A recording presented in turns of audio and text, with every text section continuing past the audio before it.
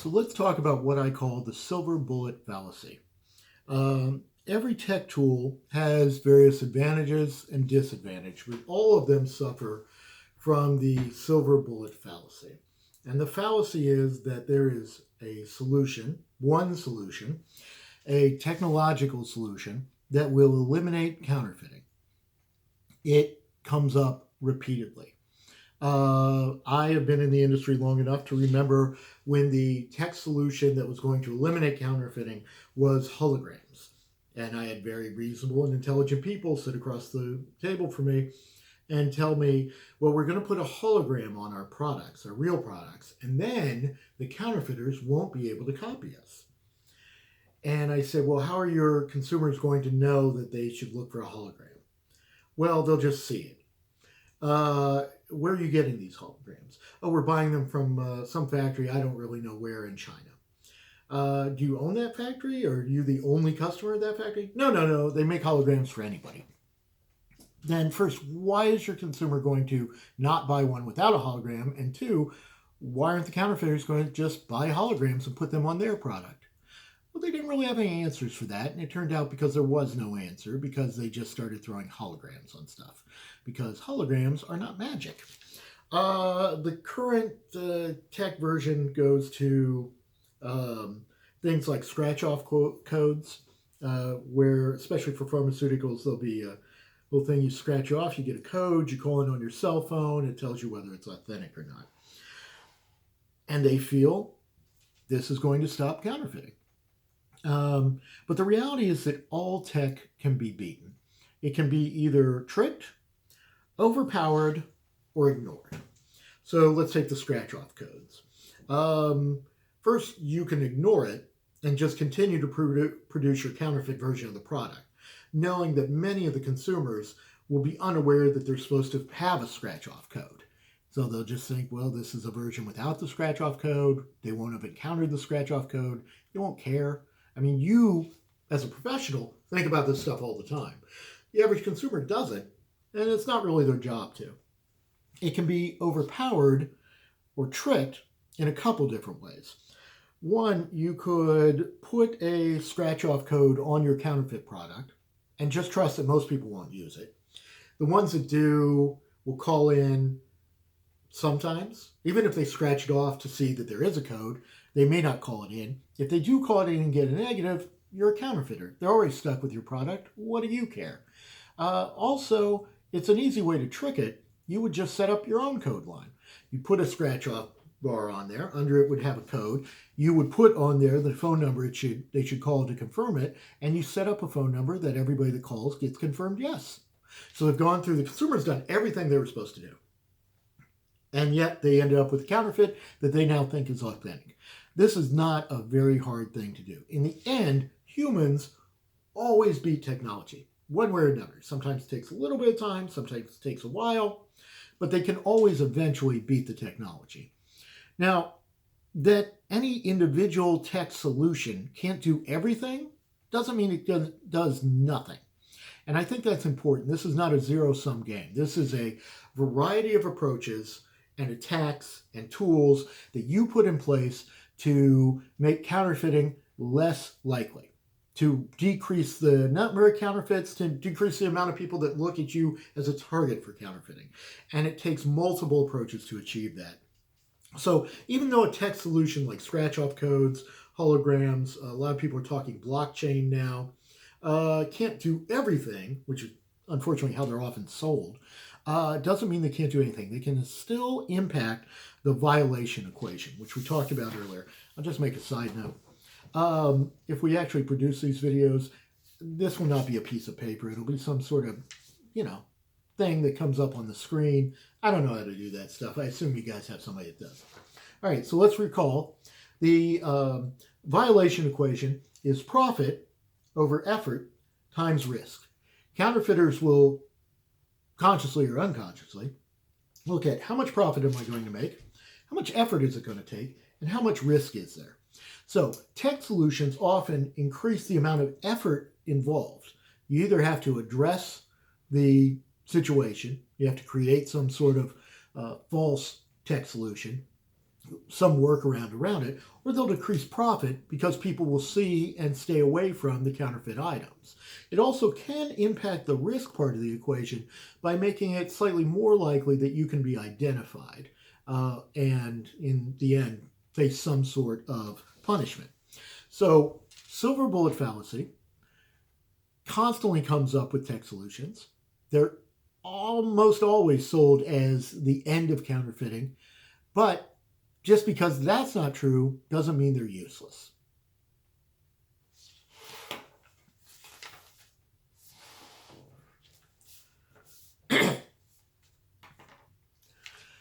So let's talk about what I call the violation equation. And this is something I've created to give you a sense of what a counterfeiter's thought process is when they're looking to counterfeit. And first, let's start with the reality that counterfeiters are not supervillains. I've dealt with some very intelligent ones, but they're not Lex Luthor. They're not the Joker. They're not out to sow harm just to cause trouble. They're business people. They're business people that are willing to violate certain laws in order to maximize profit. That happens in every field of business.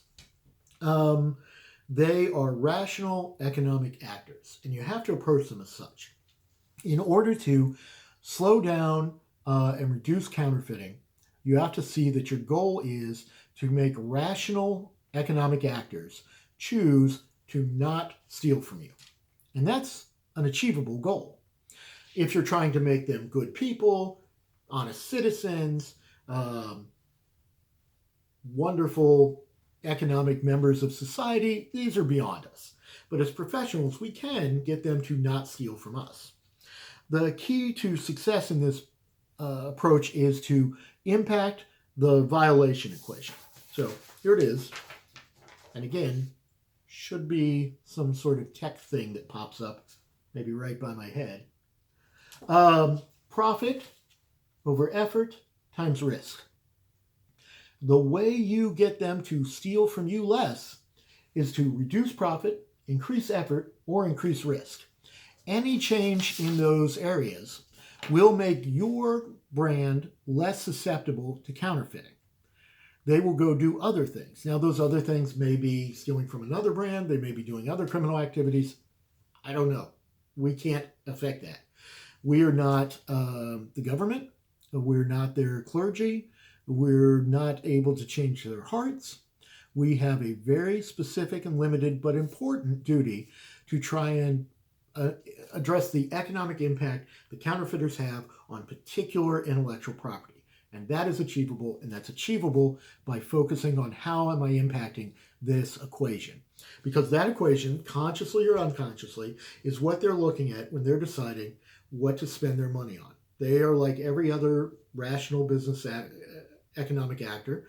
They have a limited amount of money they can invest to try and make more money. They can do different things with it. Now, their collection of different things is very different than your or mine. But one of those things is apparently making counterfeit versions of your brand. And if your brand can change this equation to make something else a better choice than your brand, then you won't be counterfeited by them. And eventually you get a reputation in the industry that this is not somebody you can counterfeit from and make money for various reasons. It's unprofitable, or it's just too risky. You'll make money, but you'll likely go to jail, something like that. Then they will choose to go elsewhere.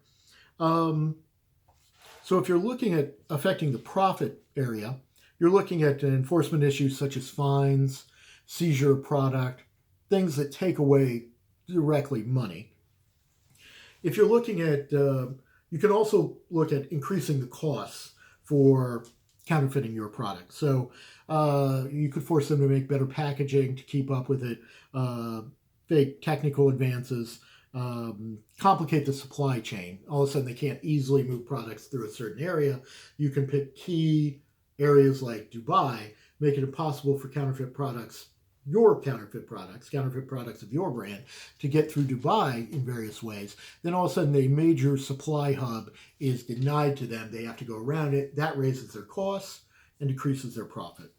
You can also force them to sell their product for less. You can inform consumers so they're more wary and therefore the counterfeiters have to have a lower price point to get people to take that risk. And when you look at effort, effort is probably one of the best places to impact this equation. Most of the actions that people would look at and say, well, is it really helping, are increasing effort. So avoiding enforcement actions, even though you may only catch one or two here or there, that you force them to try and avoid getting caught increases the effort. They would obviously prefer to steal from a brand that's doing nothing than a brand that's doing something.